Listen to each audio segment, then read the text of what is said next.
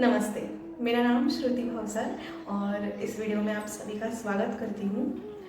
Video बनाने की जो वजह है वो ऐसी है कि आज की अगर हर किसी की लाइफ देखी जाए तो बहुत सारे अप्स एंड डाउन्स चालू हैं, बहुत सारे emotional breakdowns, demotivation and all that. मतलब एक्चुअली में देखा जाए तो इसके बिना लाइफ अधूरी है। अगर ये चीज़ होगी ना तो शायद हम खुशी क्या होती है ये बता ही नहीं पाते। तो लेकिन फिर भी बहुत सारा डीमोटिवेशन और निगेटिविटी आ चुकी है, तो उसकी वजह से मैंने एक छोटी सी कविता जो आपके दिल को थोड़ी सी आस दे सकती है, एक होप दे सकती है, ऐसी एक छोटी सी मैंने कविता लिखने की कोशिश की है। उससे पहले कुछ कहना चाहूँगी, जो मेरा लाइफ का जो एक्सपीरियंस है जिसने मुझे ये चीज़ सिखाई कि try try but don't cry, ये जो प्रोवर्ब है, मतलब मेरी लाइफ का जो ये इंसिडेंट था उसने मुझे इस प्रोवर्ब का रियल मीनिंग बताया।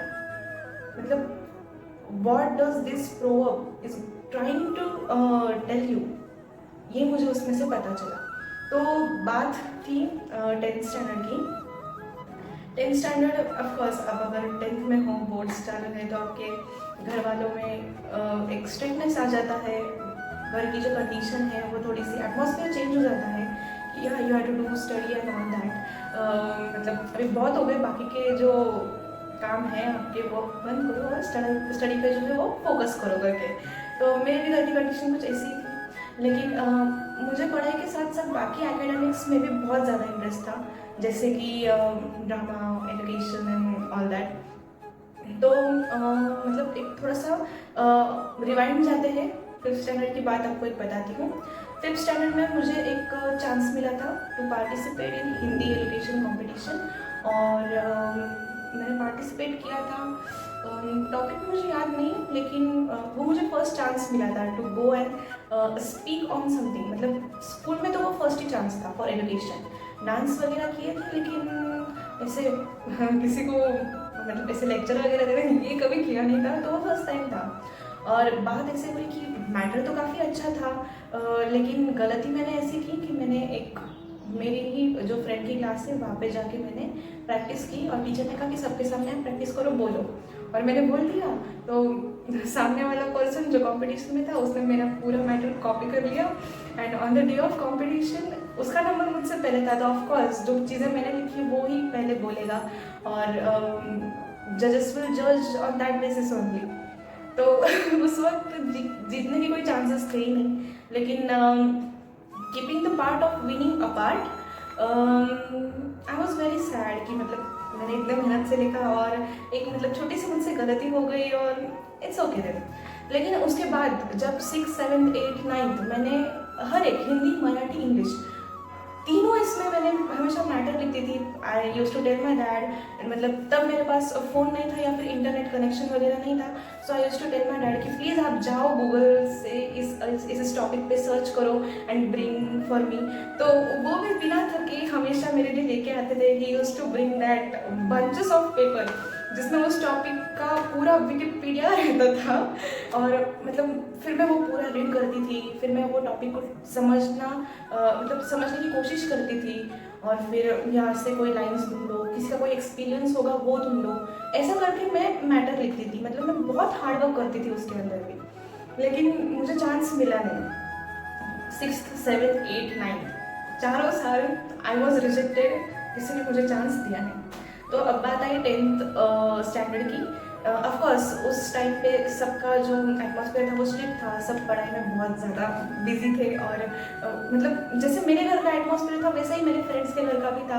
उनको भी घर से मना किया था कि किसी चीज़ में कोई पार्टिसिपेट करो मत, और पढ़ाई पे फोकस करो।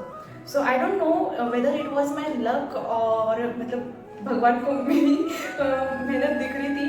तो हर एक हाउस में से 2 पीपल कंपलसरी चाहिए होते हैं, और लकीली हमारे हाउस में से 2 ही लड़कियां थी। One was my friend and the other one was me, जिसने मतलब टॉपिक प्रिपेयर किया था।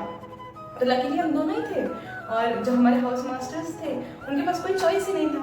कि किसी और को सिलेक्ट करे। उसमें भी मेरी जो कंपेनियन, मेरी जो फ्रेंड थी, सो हाउस मास्टर वॉज वेरी मतलब कॉन्फिडेंट कि इसका तो नंबर आ ही जाएगा, इसके वजह से ये हाउस जीतेगा, और आई वॉज फॉर ऑप्शन ये तो फिक्स था। और फिर क्या, फिर से मैंने मैटर लिखा, बहुत सारी मेहनत की। इस बार मेरे फ्रेंड्स ने भी मुझे बहुत हेल्प की मैटर लिखने में, special thanks goes to all of them. तो उन्होंने बहुत मेरी हेल्प की। हमने एक बेस्ट मैटर प्रिपेयर किया था, और उसका जो टॉपिक था वो था मतलब मराठी एजुकेशन था, वो टॉपिक था ब्रह्मध्वनि शाप की वर्धा, ये उसका टॉपिक था।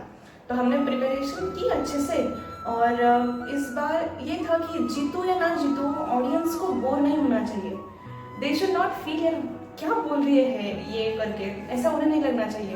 And I have to give my 100%, because ये मेरे पास लास्ट चांस था टू प्रूव माई सेल्फ। और जो 4 साल में जो मैंने फेस किया था, वो हर किसी को बताने का ये लास्ट चांस था मेरे पास।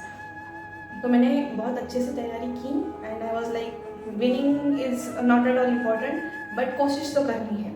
और मतलब ये मुझे मेरे पेरेंट्स से सीखने मिला है कि मतलब लाइफ में आप कभी भी किसी भी स्टेज पे जाओ, कुछ भी परफॉर्म करो, whether you do dance, anchoring, education में आप बोलो या फिर स्पीच दो, कुछ भी बोलो, ऑडियंस को कभी भी बोर नहीं होना चाहिए। उनको कभी भी ऐसे लगना नहीं चाहिए कि प्लीज़ जस्ट गो फास्ट ना, हमें बहुत ऐसे मतलब उनको सुनना ही नहीं है। ऐसा आप कभी भी परफॉर्म मत करो उनके सामने, because after all that is important. Audience के ऊपर हर एक चीज़ होती है। तो मैंने उन्हीं सब चीज़ों को ध्यान में रखा। एक्टिंग तो थोड़ा बहुत इंटरेस्ट था, डांस की वजह से मेरे एक्सप्रेशंस बहुत अच्छे थे। उसके बाद I was very sincere student, तो मेरे बाल मतलब छोटे ही थे लेकिन फिर भी फोल्ड्स पहनती थी, ड्रेसिंग वगैरह अच्छी थी हमेशा मेरी। तो फिर मैंने प्रिपरेशन किया, और आई डिसाइडेड कि इस पे मुझे ये करना है, यहाँ पे पॉजेस लेने हैं, मेरा जो वॉइस जो होगा वो कहाँ पे ऊपर जाएगा, कहाँ डाउन आएगा, इन सब चीज़ों पे मैंने वर्क किया। और एक तो बात ऐसी थी कि घर में किसी को पता नहीं था दैट आई हैव पार्टिसिपेटेड। तो मैं क्या करती थी, जब भी कुछ पढ़ने को लेती थी उसके अंदर मैटर रख देती थी, and I used to learn like that. तो और अगर मुझे कभी कुछ डाउट भी होता था, I used to go and ask my mom and dad, and they was like क्या कर क्या रही है तू, एंड आई वाज लाइक नहीं ये तो मराठी के सब्जेक्ट का डाउट है, वही पूछ रही हूँ। और ऐसे करके मैं लर्न करती थी। सो जिस दिन कॉम्पिटिशन था, उस दिन भी मैंने घर पे किसी को बताया नहीं। डैड तो ऑफिस गए थे, उनका तो सवाल ही नहीं था। मैं गई, मैंने मॉम के मतलब आशीर्वाद वगैरह लिया, and she was like what happened to you, आज तो कैसे आई यूजुअली तो नहीं जाती लेकिन आज कैसे आई। So I was like 10th standard है ना, इट इज़ रियली इंपॉर्टेंट, तो ब्लेसिंग्स चाहिए, पढ़ाई में मन लगना चाहिए इसलिए। She is like okay okay okay, my blessings are always with you, go and get successful. So ऐसे करके मैंने उनका आशीर्वाद लिया, मैंने जाके मेरे दादाजी का भी आशीर्वाद लिया, and he was also like get successful in the work you do. और फिर मैं गई, आई वेट हो गया सबका, और मतलब last girl was me to perform on the stage. मेरे सब फ्रेंड्स जिन्होंने मुझे हेल्प किया था, they was also sitting there, and the time I perform, और जब मेरी परफॉर्मेंस एंड हुई तब मुझे खुद को जितनी खुशी हुई उससे ज़्यादा खुशी मुझे मेरे फ्रेंड्स और मेरे टीचर्स के आंखों में दिखी। एंड उस पॉइंट पे I was the winner, because मेरे टीचर्स इतने खुश थे क्योंकि मैंने उनके एक्सपेक्टेशंस से डबल एंड मतलब 30 टाइम्स या फिर 100 टाइम्स बेटर किया था उस दिन, और ये मुझे उनकी आंखों से एकदम साफ साफ पता चल रहा था।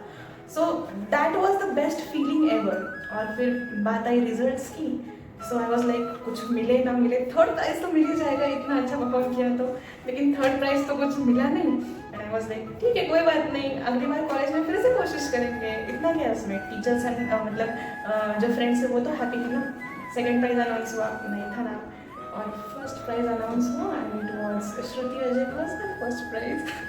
And my teachers and everyone we are so happy, बहुत खुश थे वो, मुझसे ज़्यादा वो खुश थे, इसलिए मैं सबसे ज़्यादा खुश थी। और उसके ऊपर से दूसरी खुशी थी कि घर पे जो मुझे स्ट्रिक्टनेस मिला था कि you are not going to participate, क्योंकि सिलेक्शन तो कोई करता नहीं है, तो तू क्यों अपनी मतलब इतना टाइम वेस्ट करती है। So I was like I am going to go and I am going to show everyone that I got 1st prize in education. तो वो जो खुशी थी दैट वाज अनबिलीवेबल। मतलब अगर आज भी मुझे कोई पूछेगा कि आपके लाइफ में आपकी सबसे बेस्ट अचीवमेंट कौन सी थी, तो मतलब मैं तो यही किस्सा बताने वाली हूँ, because that day that feeling was was unbelievable. वो 5 साल का जो मतलब हार्डवर्क था मेरा, वो उसमें था शायद से, मुझे तो ऐसा लगता है। और उस दिन मुझे सच में try try but don't cry इस प्रोवर्ब का मीनिंग पता चला। फिर जब डैड ऑफिस से आए और मैं शाम को मतलब गई घर पे, तो मैंने घर पे सबको बताया, everyone was so so so happy. फिर मैंने मॉम और डैड को बताया कि मैंने प्रिपरेशन कैसे की करके, and they was loving and they was so proud of me. और मुझे क्या चाहिए। तो ये इसीलिए बता रही हूँ क्योंकि आप कोशिश करना कभी मत छोड़िएगा। मतलब लाइफ में तो अप्स एंड डाउन्स चलते रहेंगे, हर वक्त आपकी मर्जी जैसा कभी कुछ हो नहीं सकता। मतलब आप जैसी चीज़ें चाहोगे हमेशा वैसा ही होगा, ये ज़रूरी नहीं है। तो कोशिश कीजिएगा कि आप मतलब रुकिएगा, कभी रेस्ट लीजिएगा, कभी थोड़ा सा फ्रेश होइएगा, लेकिन मतलब अब ये चीज़ करनी ही नहीं है। इसमें कुछ सक्सेस मिल नहीं रहा है तो वो करनी ही नहीं है। ये जो पॉइंट ऑफ व्यू है ये बहुत गलत है। तो इसी के लिए थोड़ी सी मोटिवेशन आपको दे सकूं और आपको अच्छा लगे, इसलिए मैंने एक छोटी सी कविता लिखने की कोशिश की है। तो पसंद आए तो बताइएगा ज़रूर और साथ ज़रूर दीजिएगा। तो कविता का जो शीर्षक है वो है तू और तेरी मंजिल।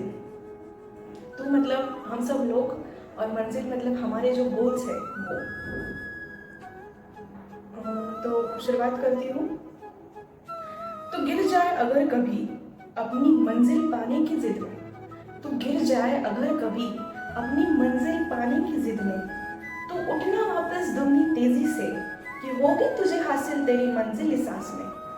तो उठना वापस दुगनी तेजी से कि होगी तुझे हासिल तेरी मंजिल इस आस में, कि तजुर्बा कुछ तो है मेरी बात में, कि तजुर्बा कुछ तो है मेरी बात में। तू भटक जाए अपनी मंजिल से कभी, तू भटक जाए अपनी मंजिल से कभी, हो कुछ भी मुमकिन ना तभी, हो कुछ भी मुमकिन ना तभी। तो शुरुआत की थी ये क्यों, तो शुरुआत की थी ये क्यों, ये सोचना, क्योंकि वक्त है सिर्फ और सिर्फ अभी, क्योंकि वक्त है सिर्फ और सिर्फ अभी। तो ये मैंने बहुत दिनों बाद लिखने की कोशिश की है कि मतलब बहुत ऐसे कंडीशंस, बहुत ऐसे सिचुएशंस आ जाती है जब हम बहुत ज़्यादा नर्वस हो जाते हैं। हमारे पास टैलेंट है, वक्त है, सब है, लेकिन कभी कभी हमारा दिल और दिमाग ही साथ नहीं देता। तो उसके लिए आपको मोटिवेशन की बहुत ज़रूरत है। लास्ट पैराग्राफ की तरफ चलते हैं। तू अगर खो जाए अंधेरों में कभी, तू अगर खो जाए अंधेरों में कभी, तो सपने देखते वक्त की उस रोशनी को याद करना, तो सपने देखते वक्त की उस रोशनी को याद करना। तुझे सुनाने वाले वो ताने फिर साथ होगे वो तेरे सभी, तुझे सुनाने वाले वो ताने फिर साथ होगे वो तेरे सभी। ये बात तू मुझसे अभी लिख के लेना, ये बात मुझसे तो अभी लिख के लेना। तो यही थी मेरी कविता। अगर आप सभी को पसंद आए तो प्यार दीजिएगा, बताइएगा ज़रूर। अगर कुछ गलत कह दिया होगा तो माफ़ कर दीजिएगा। और अगर आपको लगता है कि मुझे कहीं पे कुछ इम्प्रूवमेंट चाहिए या आपको कुछ सजेशंस देने होंगे तो प्लीज़ प्लीज़ दीजिएगा, क्योंकि मुझे लगता है वो सबसे ज़्यादा इम्पॉर्टेंट है अभी स्टेज में। तो आपके लिए मैं और ऐसी अच्छी अच्छी वीडियो ज़रूर लाते रहूँगी। टिल दैट आप सेफ रहिए, हेल्दी रहिए, and bye bye, see you.